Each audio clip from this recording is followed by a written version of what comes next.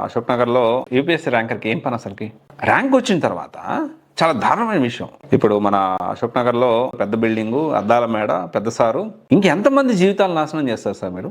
మీకు already health బాగలేదు, ఇంకోటి లేదు, బట్ స్టిల్ పిల్లల జీవితాలు నాశనం చేయడానికి ముందుకెళ్తున్నారు. విద్యార్థులు, తల్లిదండ్రులు కూడా గుడ్డిగా ఇలా ఒక బిల్డింగ్ని చూసి జాయిన్ అయిపోతా ఉన్నారు.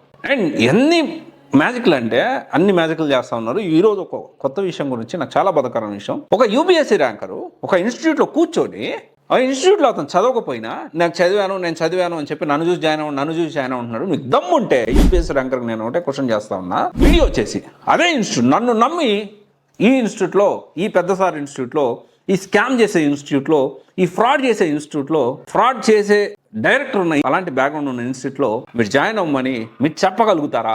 Do you have got on that? నీకు అంత గట్స్ ఉన్నాయా?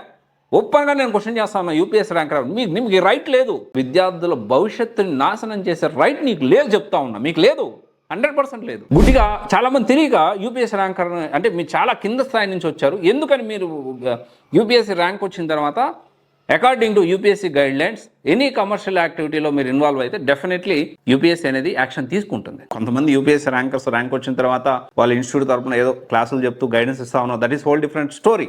బట్ కౌన్సిలింగ్ రూమ్ లో కూర్చొని జాయిన్ అవ్వమని చెప్తున్నారా మీరు? ఎంత బాధాకరమైన విషయం. అండ్ కొంతమంది యూట్యూబ్ ఛానల్ పెట్టి నీతి వాక్యాలు మాట్లాడుతూ ఉంటారు. ఇక్కడ నేను ఏమంటున్నానంటే, తర్వాత మళ్ళీ వాళ్ళే పెడతారు జాయిన్ నౌ, మెంబర్షిప్ ఇచ్చి ఇంత డబ్బులు కడితే నాతో మాట్లాడాలి, లేకపోతే గైడెన్స్ కావాలి అంటే ఇంత డబ్బులు కడతారు. That is fine, absolutely fine.